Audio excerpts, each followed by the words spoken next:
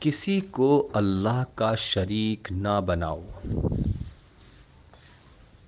قیصر: تم لوگوں نے کبھی اس سے جنگ بھی کی؟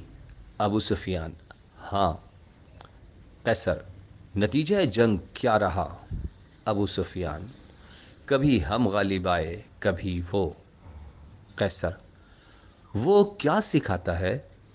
ابو سفیان: کہتا ہے کہ ایک اللہ کی عبادت کرو، کسی اور کو اللہ کا شریک نہ بناؤ، نماز پڑھو، پاک دامنی اختیار کرو، سچ بولو، صلہ رحم کرو۔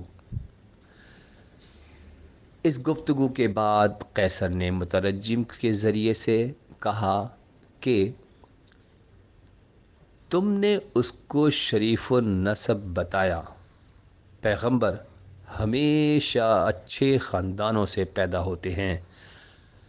تم نے کہا کہ اس کے خاندان سے کسی اور نے نبوت کا دعویٰ نہیں کیا۔ اگر ایسا ہوتا تو میں سمجھتا یہ خاندانی خیال کا اثر ہے۔ تم تسلیم کرتے ہو کہ اس خاندان میں کوئی بادشاہ نہ تھا۔ اگر ایسا ہوتا تو میں سمجھتا کہ اس کو بادشاہت کی ہوس ہے۔ تم مانتے ہو کہ اس نے کبھی جھوٹ نہیں بولا۔ جو شخص آدمیوں سے جھوٹ نہیں بولتا وہ اللہ پر کیوں کر جھوٹ باندھ سکتا ہے؟ تم کہتے ہو کہ کمزوروں نے اس کی پیروی کی ہے۔ پیغمبروں کے ابتدائی پیرو ہمیشہ غریب ہی لوگ ہوتے ہیں۔ پیغمبر کبھی فریب نہیں کرتے۔ تم نے تسلیم کیا کہ اس کا مذہب ترقی کرتا جاتا ہے۔ سچے مذہب کا یہی حال ہے کہ بڑھتا جاتا ہے۔ تم تسلیم کرتے ہو کہ اس نے کبھی فریب نہیں کیا۔ پیغمبر کبھی فریب نہیں کرتے۔ تم کہتے ہو کہ وہ نماز، تقوی، عفاف کی ہدایت کرتا ہے۔ اگر یہ سچ ہے تو میری قدم گاہ تک اس کا قبضہ ہو جائے گا۔ مجھ کو یہ ضرور خیال تھا کہ ایک پیغمبر آنے والا ہے، لیکن یہ خیال نہ تھا کہ وہ عرب میں پیدا ہوگا۔ میں اگر وہاں جا سکتا تو خود اس کے پاؤں دھوتا۔ اس گفتگو کے بعد حکم دیا کہ رسول اللہ صلی اللہ علیہ وآلہ وسلم کا خط پڑھا جائے۔ فرمان رسالت کے الفاظ یہ تھے: ہرقل کے نام خط۔ بسم اللہ الرحمن الرحیم۔ محمد صلی اللہ علیہ وآلہ وسلم کی طرف سے جو اللہ کا بندہ اور رسول ہے، یہ خط ہرقل کے نام ہے، جو روم کا رئیس اعظم ہے۔ اس کو سلامتی ہے جو ہدایت کا پیرو ہے۔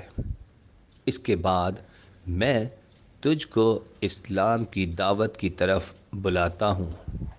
اسلام لا، تو سلامتی میں رہے گا، اللہ تجھ کو دگنا اجر دے گا، اور اگر تو نے نہ مانا تو اہل ملک کا گناہ تیرے اوپر ہوگا۔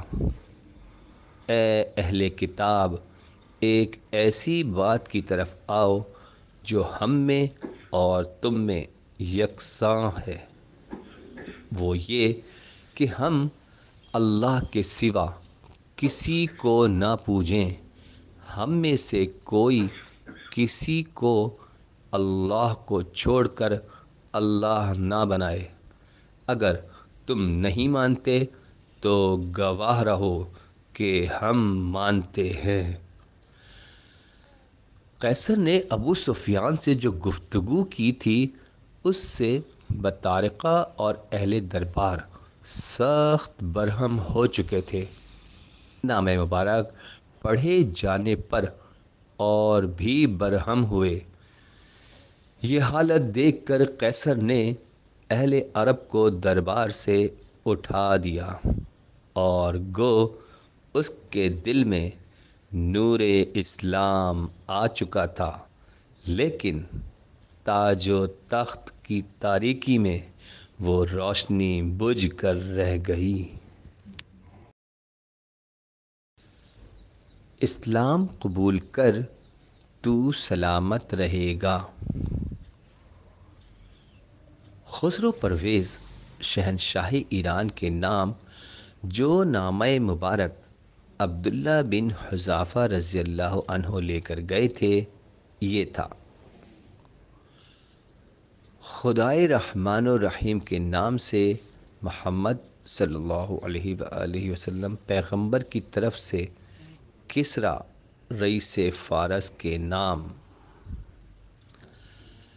سلام ہے اس شخص پر جو ہدایت کا پیرو ہو اور اللہ اور پیغمبر پر ایمان لائے اور یہ گواہی دے کہ اللہ صرف ایک اللہ ہے، اور یہ کہ اللہ نے مجھ کو تمام دنیا کا پیغمبر بنا کر بھیجا ہے تاکہ وہ ہر زندہ شخص کو اللہ کا خوف دلائے۔ تو اسلام قبول کر تو سلامت رہے گا، ورنہ مجوسیوں کا وبال تیری گردن پر ہوگا۔ خسرو پرویز بڑی شان و شوکت کا بادشاہ تھا۔ اس کی سلطنت میں دربار کو جو عظمت و جلال حاصل ہوا کبھی نہیں ہوا تھا، مگر عجم کا طریقہ یہ تھا کہ سلاطین کو جو خطوط لکھتے تھے ان میں عنوان پر پہلے بادشاہ کا نام ہوتا تھا، نامہ مبارک میں پہلے اللہ کا نام اور پھر عرب کے دستور کے موافق رسول اللہ صلی اللہ علیہ وآلہ وسلم کا نام تھا۔